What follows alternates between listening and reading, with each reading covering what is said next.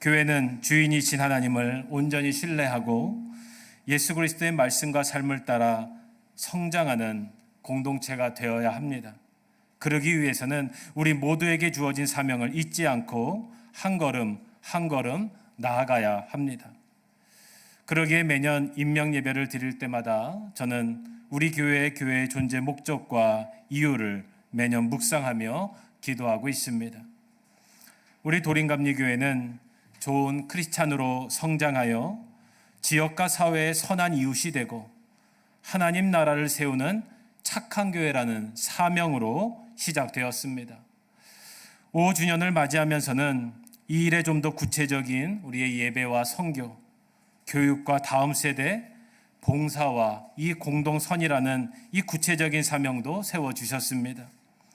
이 사명을 온전히 감당하기 위해 세워주신 우리 권사님, 또 모든 성도와 가정이 되시기를 주님의 이름으로 축원합니다. 저의 목회 철학 가운데 중요한 한 가지가 있는데 이것은 뭐냐면 정말로 하나님께서 우리 성도들을 또 만나게 해주시고 때로는 새신자를 보내주실 때마다 이분들은 하나님께서 보내주신 분들이다. 정말로 우리가 부른 것이 아니라 우리의 연약함과 또 우리의 하나님의 일을 위해 하나님께서 보내주신 것이다. 하나님께서 예비하시고 준비시켜 주신 것이다 라는 생각이 있습니다. 또한 하나님께서 그 모든 것을 이루시고 함께 하신다. 이 일에 순종하며 나아갈 때 어떤 어려움 속에서도 하나님께서는 미리 예비하고 계심을 믿게 됩니다. 아마 우리 교회가 설립하면서 함께한 대부분의 성도부들을 기억하실 겁니다. 도림감리교회를 설립하기 전 한 3년 전에 제가 부곡감리교회에서 부목사로 한 10년 이상을 사역을 하던 제가 이 영등포 구청역에 있는 한 교회에 부임을 하게 되었습니다. 그 교회 이름은 좋은 이웃 교회, 영어로 Good Neighbors. 지금 여러분 많이 알고 있는 그 NGO 단체에서 시작된 작은 신앙 공동체였습니다. 학예를 마치고 어떤 사명의 길을 감당할까를 기도하던 중에 이 굿네이버스 사역과 함께 이 작은 좋은 이웃 교회의 청빙을 받게 된 것입니다. 제가 나름대로 교회에 대한 새로운 꿈과 비전으로 주어진 첫 번째 목회 임지였습니다. 사실 그 당시에 그 길을 잠시 생각해 보면 우리 조성돈 교수님께서 소개해 주셔서 제가 이 굿네이버스의 굿 미션 네트워크라고 하는 교회 협력단체를 섬기게 되었습니다. 이러한 경험을 통해서 우리 한국교회와 함께 다양한 이 NGO 사역을 시작하게 되었던 경험이 있습니다. 제가 이런 사역과 부목사 사역을 하면서 이 사모님과 그런 대화를 한 적이 있어요. 아무래도 좋은 이웃 교회를 내가 갈 것 같아 이런 이야기를 했어요. 그쪽에서 전화가 온 적이 없는데 사역을 하면서 제가 그냥 무심코 우리 사모님에게 아무래도 내가 이제 부교육자 사역을 이제 정리해야 될 것 같고 좋은 이웃 교회로 나를 청빙할 것 같아 이런 그냥 지나가는 마음을 사모님에게 얘기했어요. 그때 사모님이 뭐라고 저에게 했는지는 기억은 안 나지만 눈빛은 별로 좋지 않았어요. 정신 차려 이놈아 이런 눈빛으로 저를 쳐다보던 것 같은데 정말로 며칠 뒤에 그 좋은 이웃 교회 한 교회 집사님이 저에게 전화가 오셔서 저희 교회로 함께 사역을 하시도록 이렇게 시작이 되었던 기억이 있습니다. 그때 제가 좋은 이웃 교회에서 목회를 막 시작하고 훈련을 하고 목회 초년생이었으니까 얼마나 부족했겠습니까? 아마 담임 목사는 처음이었으니까. 그때 야구에 보면 구원 투수가 있죠. 혜성처럼 등장하는 한 분이 있었는데 박춘배 그 당시에 성도님이셨어요. 혜성처럼 구원 투수처럼 한 분이 등장을 하셨죠. 그때 기억이 나요. 그 당시에 저희 어머님 권사님의 말씀이 기억이 납니다. 이제 주일 준비를 하고 있는데 우리 이제 장목사 박춘배 집사님이 교회에 오실 거야. 그래서 저는 한번 인사차 오시는 줄 알았어요. 이제 교회를 막 시작했으니까 인사차 우리 안양에 살고 계시니까 오시겠구나 생각을 하고 주일날 뵀는데 근데 제가 뒤늦게 깨달은 것은 우리 가정뿐만 아니라 온 성도가 우리 집사님을 위해서 기도해 주셨다는 것을 알게 됐죠. 이것이 그냥 단순하게 오시는 것이 아니라 오래전부터 하나님께서 기도해 주시고 또 함께 예비하셨구나를 느끼게 되었습니다. 그때부터 저와 함께 저희 교회를 위해 헌신하고 봉사해 오신 분이 오늘 취임하시는 박춘배 권사님이십니다. 오늘 이 자리에는 특별한 사정으로 또 온라인으로 지금 하고 계신데 우리 염혜정 권사님께서 임명을 하십니다. 우리 부군 되시는 권사님은 김경호 권사님이십니다. 이분 또한 과정이 참 있었어요. 많은 것을 제가 말씀드릴 수는 없지만 이제 우리 조성돈 목사님께서 소개해 주셔서 저희 교회로 이제 임명을 하시게 됐습니다. 또 남편 되시는 김경호 권사님과 함께 우리 도림감리교회에서 또 권사님으로 함께 하시게 됨을 하나님께 영광을 드립니다.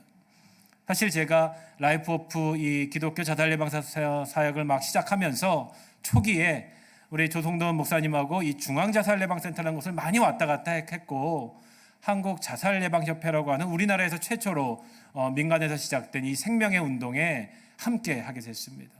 그때 뵀던 분이 바로 팀장님이셨던 염혜정 권사님이셨던 거예요. 제가 처음 뵀을 때 깜짝 놀랐어요. 왜냐하면 제가 머릿속에 다 기억을 하고 있었거든요. 너무나 일을 잘하셨고 저희를 많이 도와줬던 기억이 있어요. 그 권사님을 여기서 뵀을 때 마음속에 하나님께서 이 보내주시는 역사가 있구나. 하나님께서 우리가 다 알 수 없지만 하나님께서 예비하시고 미리 보내주시는 분이 있구나라는 것을 확신하게 되었습니다. 사랑하는 성도 여러분, 아마 우리도 그럴 거예요. 내 인생은 우연이야. 그냥 내 의지대로 되왔어. 이렇게 말씀하실 수 있지만 잘 돌아보면 그 매 순간순간이 하나님께서 인도하시고 함께 해주셨다는 것입니다. 하나님께서 우리를 인도하시는 그 놀라운 계획이 있다는 것입니다. 하나님의 교회를 위해 불러주신 사명은 여러분 너무나 놀라운 것입니다. 지금 돌아보면 우리 한 분 한 분 성도님들이 이 믿음의 길을 함께 걷는다는 것이 얼마나 놀라운 하나님의 계획임을 우리는 고백하게 됩니다. 이와 함께 또한 하나님께서 얼마나 크게 사용하실지 기대하며 이 기쁨에 영광을 올려드립니다. 오늘의 이 치윤과 임명을 통해 우리 모두에게 주시는, 또 나에게 주시는 이 사명의 진리를 다시 한번 묵상하며 고백하시기를 바랍니다.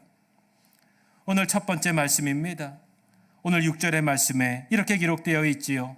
여호와의 기름 부으실 자가 과연 주님 앞에 있도다라는 말씀입니다. 여호와의 기름 부으실 자가 과연 주님 앞에 있다, 이 말씀으로 오늘 시작을 하고 있습니다. 이 이야기는 뭐냐? 하나님은 살아계신 분이다, 일하시는 분이심을 여러분 꼭 믿으시기를 바랍니다. 제가 목사 안수를 받을 때 선배 목사님의 조언이 지금도 목회의 중요한 원칙이 되고 있습니다. 그 막 은퇴하시던 목사님께서 저에게 장 목사, 사람 보지 말고 하나님 보고 잘 살아야 하네, 이렇게 저한테 권면해 주셨어요. 그때는 제가 그 말씀을 들으면서 목회 사역을 잘 감당하면서 성도 눈치, 사람 눈치 보지 말고 오로지 하나님만 보고 열심히 목회해라 라는 말씀으로 이해를 했어요. 근데 시간이 지나면서 지금 제가 생각하는 그 말씀의 뜻은 뭐냐? 마지막에 있었어요. 살아야 하네, 그 말씀이었어요. 목회를 열심히 하는 것도 중요하지요. 목회를 성공하는 것 중요하겠지만 그 은퇴 목사님이 저에게 하고 싶은 말은 마지막까지 그 믿음 잃지 않고 잘 살아야 하네.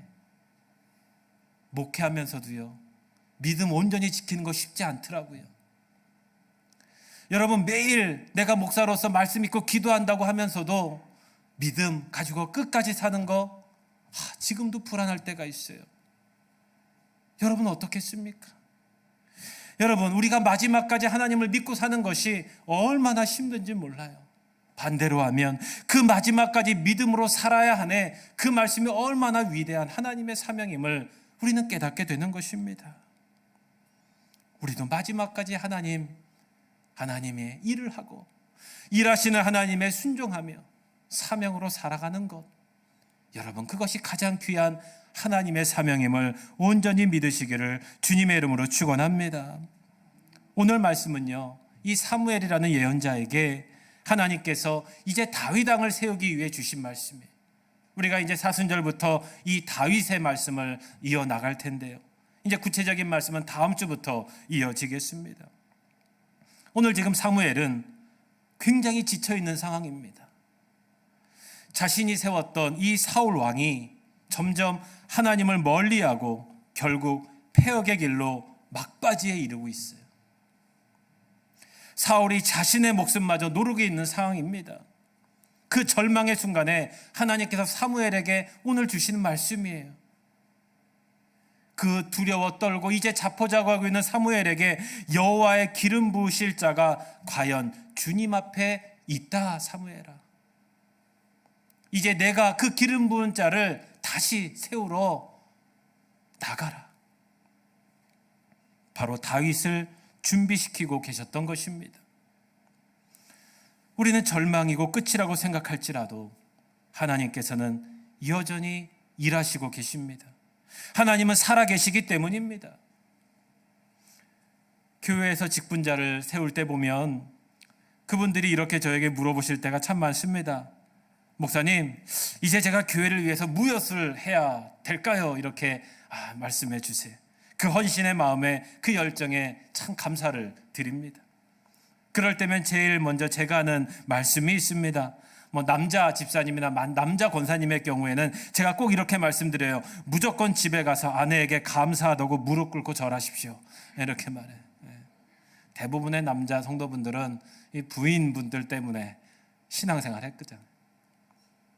그리고 앞으로 정말 당신 말 잘 들을게, 이렇게 말씀하십시오. 이렇게 얘기합니다. 그렇게 하시는 분이 가끔 계세요. 오늘 박준배 권사님 숙제죠. 강경숙 권사님 오늘 갈비 하나 준비하셔서 가정에 준비하시길 바랍니다. 그런데 그 전에 한 가지를 꼭 해야죠. 기도하시고 그렇게 하십시오. 바로 기도하시라는 말씀이에요. 기도하시고 하셔야 돼요. 하나님께서 직분을 주시는 첫 번째 이유는 물론 하나님의 교회와 일꾼으로서의 사명은 중요하지만 본질적으로는 하나님 믿는 걸 감사해라. 하나님의 믿음의 가정을 세운 걸 감사해라. 그 얘기는 뭐냐? 행복하라는 거예요. 제가 집사를 받고 권사를 받고 장로님이 되는 거 하나님의 놀라운 직분이지만 그 얘기는 뭐냐? 그 믿음, 그 직분 속에서 네가 하나님께 믿음에 감사하고 행복해져라는 것입니다. 행복해지지 않는 직분은 소용이 없어요. 왜요? 그 시작은 가장 가까이 있는 내 가정과 우리 이웃에게 있기 때문이에요. 행복의 시작은 가장 가까운 데 있기 때문입니다.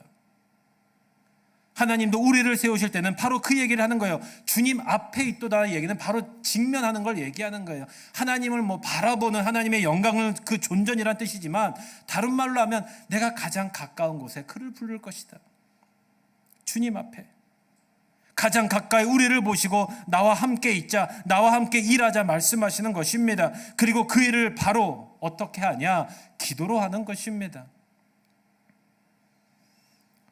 세상에서는 믿음을 아직 모르시는 분들은 도대체 하나님이 어디에서 일하신다는 것입니까? 이렇게 믿지 못하는 분들도 많이 계시지요. 성경의 말씀, 성경의 부활의 기적 어떻게 믿습니까? 영생한다고요? 에이, 놀리지 마세요. 하나님이 살아계시다는 증거가 어디에 있습니까? 그런데 대부분 이분들의 마음, 이해는 가지요. 그러면서 제가 그분들의 삶을 잘 보면 그 이유가 다른 데 있어요.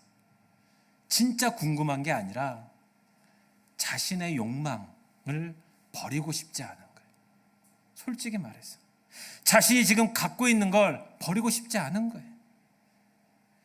자신이 이 손에 잡고 싶은 이 욕망을 붙잡고 싶은데 하나님 믿음 이걸 버리라고 그러니까 이것이 불만이 생기고 자아를 스스로 지키기 위해 하나님의 일하심을 부정하고 싶은 것입니다. 그분 또한 힘들고 어려울 때면 자기 뜻대로 안 된다는 걸 다 알고 계세요. 그런데도 버리지 못하는 거예요. 그러니 하나님께서 일하심은 도저히 만날 수가 없지요. 이 욕망을 바꾸고 변화시키고 회복시키는 것이 기도라는 것입니다. 사무엘과 사울의 가장 큰 차이는 바로 이것이었어요. 성도와 그렇지 않은 분의 가장 큰 차이는 이 차이입니다. 직분은 서열이 아니지만 이 직분의 자리는 기도의 양의 차이라고 전 믿습니다. 왜? 그래야 하나님이 일하시기 때문이죠. 사랑하는 성도 여러분, 하나님은 살아계시고 하나님은 일하시는 부심을 온전히 믿고 기도로 승리하는 우리 모두가 되시기를 주님의 이름으로 축원합니다. 두 번째로 오늘 7절에 여호와는 중심을 보시니라 이렇게 말씀하셨지요. 사무엘이 하나님의 일하심은 이제 알았어요. 그래서 이제 다시 용기를 내서 이제 그 이새의 가족을 만나러 베들레헴으로 떠나갑니다. 그런데 한 가지 놓친 게 있었어요. 바로 중심을 보시는 이 하나님을 잠깐 잊어버렸어요. 하나님이 주님 앞에 멋진 사람을 딱 불러왔어요. 그 첫 번째 아들 엘리압이었죠. 엘리압을 딱 본 순간 사무엘이 너무나 잘생기고 인물이 막 출중하니까 이 사울 왕보다 더 싸움을 잘할 것 같아. 그러니까 야, 이가 이제 기름 부은 자다 이렇게 얘기했는데 하나님이 거기서 딱 스톱을 외치잖아요. 사무엘의 마음에 쏙 들었는데 하나님이 막으셨어요. 그리고 오늘 말씀에 이어서 하시는 거예요. 용모와 키를 보지 말아라. 내가 보는 것은 사람이 보는 것과 다르다. 중심을 보신다. 이 뜻이 무엇일까? 하나는 우리의 마음 깊은 곳에 무엇이 있는가를 보신다는 거예요. 내 마음의 가장 깊은 곳에 중심에 지금 무엇이 있는가 이거를 보신다는 뜻이에요. 또 한 가지는 내가 가장 중요하게 생각하는 것이 무엇인가 이것을 보신다는 뜻입니다. 이걸 다른 말로 하면 하나님의 입장에서 보면 우리의 삶을 보신다라는 뜻입니다. 최근 우리 한국교회에 나타나는 하나의 현상이 있다면 이 직분자의 가치가 떨어졌다는 것이죠. 이 예전만 하더라도 직분에 대한 소중함과 두려움이 있었어요. 물론 이것이 어떤 권위적인 직분이나 권력으로 이것이 오해되고 잘못 악용되어서 한국교회에 많은 폐해가 발생했던 것도 사실입니다. 하지만 지금의 직분 기피 현상의 또 한 부분은 직분에 대한 책임이 부담스럽기 때문이에요. 어찌어찌 사회생활을 하다 보면 이 직분을 받다 보면 이 자신의 자유로움을 뺏길 수가 있죠. 때로 이 직분이 이 십자가, 이 가식처럼 느껴지기 때문에 이제 피하고 싶은 거예요. 현대인들이 직분 받으면 이제는 아직은 자격이 안 돼요. 그 얘기를 잘 보면 솔직한 믿음의 고백일 수도 있지만 반대로 보면 바꾸기 싫다는 거죠. 내 삶의 중심은 바꾸기 싫다는 거예요. 이것은 우리 교회가 회복해야 할 과제이기도 할 것입니다. 사랑하는 성도 여러분, 잘 생각해 보십시오. 중심은 바꿀 수 있는 게 아닙니다. 중심은 선택할 수 있는 게 아닙니다. 우선순위가 아닌 것입니다. 중심이 바뀐다는 것은 이 중심을 찾아 헤매던 인생에서 이제는 헤매는 인생들에게 진짜를 보여주는 삶이 되는 거예요. 하나님의 이 중심을 보신다는 뜻은 바로 이것입니다. 내가 진짜로 바뀌는 거예요. 내 중심이 여러분 진짜 중심이 아니에요.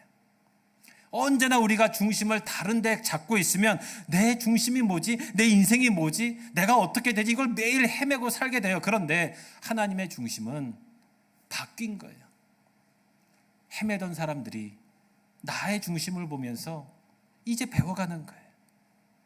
이제 직분이 부담이 아니라 이제 진짜 중심을 보여주어서 자신에게도 가족에게도 이웃에게도 감동을 주는 정말로 가치 있는 길을 보여주면서 살아가게 되는 것이죠. 그래서 이 직분자의 삶은 너무나 중요합니다. 제가 인생 영화 중에 하나가 뭐냐면 이 톰 행크스의 포레스트 검프라는 영화가 있습니다. 안 보신 분들은 꼭 한번 보세요. 우리 청년들도 자녀들도 한번 꼭 보세요. 이 톰 행크스의 이 포레스트 검프라는 영화가 있죠. 조금 지능이 떨어지는 것 같은 한 남자가 사랑하는 한 여인 때문에 놀라운 능력들을 발휘하는 그런 내용들이 들어 있습니다. 왜요? 그 여인이 그는 다 왕따를 당하고 사람들이 무시했는데 자신의 외모나 실력이 아니라 중심을 알아준 유일한 여인이었기 때문이었어요. 때로는 그도 인생을 살아가면서 방황을 하게 되죠. 어느 날 그가 이제 그녀를 찾아 방황할 때 갑자기 뛰기 시작하는 장면이 나와요. 기억하실 거예요. 그냥 뛰어요. 그 미국의 사막을 뛰기 시작합니다. 근데 갑자기 사람들이 한 명, 두 명 그 뒤에 붙어요. 한동안 뛰다 보니까 뒤에 어때요? 엄청난 사람들이 같이 뛰고 있는 거예요. 막 헬리콥터가 떠서 이 사람은 엄청난 사람이다. 이 사람이 왜 뛸까? 사회운동이 된 거예요. 엄청난 사람이 막 뛰어요. 수험을 기르고 씻지도 않고 매일 앞만 보고 뜁니다. 드디어 그 톰 행크스가 사막 한가운데 딱 서요. 사람들이 딱 같이 쓰면서 이제는 그의 말에서 뭔가 대단한 게 나올 거다. 드디어 깨우침을, 득도를 얻었다. 톰 행크스가 그제서야 뒤를 딱 쳐다보죠. 그때 사람들이 그 말 한마디에 온 방송과 초점이 모여집니다. 도대체 무슨 말을 할까? 이제 집에 갈래요. 네. 딱 한마디. 이제 집에 갈래요. 기자들이 물어요. 왜 이렇게 그럼 지금까지 뛴 겁니까? 어떤 메시지를 전하고 싶으신 겁니까? 그는 이런 생각을 하죠. 이유 없어요. 그냥 뛰었어요. 이 장면을 제가 보면서 우리의 믿음을 한번 생각해 봤습니다. 하나님이 내 중심에 있다는 것은 어쩌면 어떤 대가를 바라거나 어떤 걸 성취하거나 내가 이걸 해서 뭘 내가 이겨보겠다. 내가 좀 하나님의 그 복을 내가 한번 정말로 쟁취해 보겠다. 이게 아니라 그냥 하나님을 보고 싶고 때로는 그냥 그 사랑을 그냥 알고 싶고 그냥 만나고 싶고 그냥 살다 보니 고난도 있었지만 그래도 힘도 나고 그런데 그런 삶이 세상 사람들을 감동케 하는 것이다. 우리가 그 중심을 내가 만나면 어찌 보면 대단한 것이 아니에요. 뭐 특별한 이유가 있는 게 아니에요. 하나님 믿는 거요. 엄청 보면 외부에서 보면 엄청난 일 같지만 엄청난 희생 같지만 솔직히 우리의 입장에서 보면 그렇게 다른 게 아니에요. 그 중심이 깊이 들어갈수록 오히려 더 잔잔해지고 평범해지고 자연스러워지고 그런데 영혼이 달라지는 거죠. 눈빛이 바뀌고 조금씩 표정이 바뀌고 조금씩 내 삶이 조금씩 파도가 잔잔해지고 바라기는 그 잔잔함이 이제 나뿐만이 아니라 좀 남에게 나눠주고 싶고 전하고 싶고 그래서 뛰는 것이죠. 나의 중심을 보시는 하나님이 우리 모두에게는 그 사명의 핵심이 되어야 됨을 우리는 믿습니다. 오늘 마지막으로 부탁드립니다. 다윗이 여호와의 영에게 크게 감동되었다. 이제 마지막에 그 왕을 선택하는데 그 자리에 없었죠. 7명의 아들을 다 지나보내고 한 명이 혹시 어디 있어요? 그랬더니 한 명이 있대. 저기 목동에 막내 아들이 있대요. 양을 치고 있대요. 그 아이가 바로 다윗이라는 아이였어요. 드디어 사무엘이 그를 보자마자 이 사람이 하나님 기름 부을 왕이구나. 우리 마지막의 사명은 바로 하나님을 기쁘시게 하는 것입니다. 여러분 우리 그 자녀들도 부모님을 기쁘시게 하는 것 얼마나 기쁜 일이고 하나님을 기쁘시게 하는 거요. 우리 사명자의 가장 열매이기도 하고 우리 사랑하는 하나님을 또 내 이웃이 우리 가정이 기쁠 때 내가 기쁜 것이지요. 사랑하는 성도 여러분, 아니 여기 계신 모든 사명자 여러분, 하나님의 이 응답은 이 열매는 뭐 큰 거에만 있는 게 아니에요. 아주 작은 거에 있어요. 이제는 내가 아닌 하나님의 마음으로 우리 이웃을 좀 돌아보고 내 가정을 보고 또 우리 교회를 좀 돌아보고 자기 자신을 돌아보는 것입니다. 그것을 하나님은 가장 기쁘시게 하는 것입니다. 오늘 세우신 우리 신청 권사님 또 유명하신 권사님 축복합니다. 감사합니다. 한 분 한 분 소중하고 감사하신 분들이십니다. 더욱 감사한 것은 이미 오랜 세월 하나님의 말씀을 순종하면서 지금까지 하나님의 이 준비된 과정을 또 각자의 자리에서 이 교회에서 함께해 주신 그 놀라운 역사가 있음을 믿습니다. 때론 제가 힘들고 지칠 때 옆에서 함께 해주셨던 분들이십니다. 오늘 이 축복의 자리, 예수님의 몸된 교회를 세우는 것, 인간의 힘이 아니라 바로 우리의 사명 감당케 하시는 하나님께 있다. 이 믿음으로 승리하는 우리 모두가 되시기를 주님의 이름으로 축원합니다. 기도하겠습니다.